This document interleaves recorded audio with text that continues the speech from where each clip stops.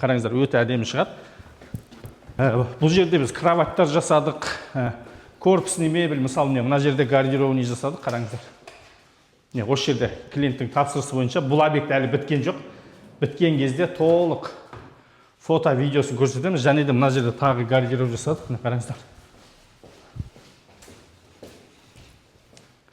Мыналарды жасадық.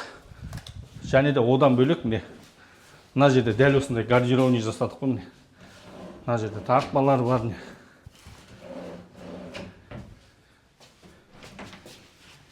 Қараңыздар, осындай гардеробный жасадық.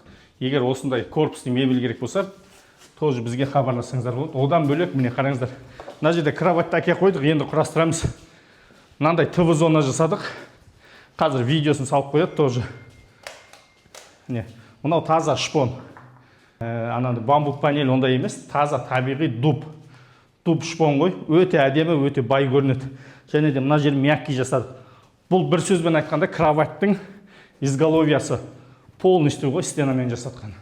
Егер осындай мебельдер керек болса, біздің парақшаға тіркеліп алыңыздар. Үйлеріңізден мына есіктен бастап лестница, мебельге дейін толық жасап береміз.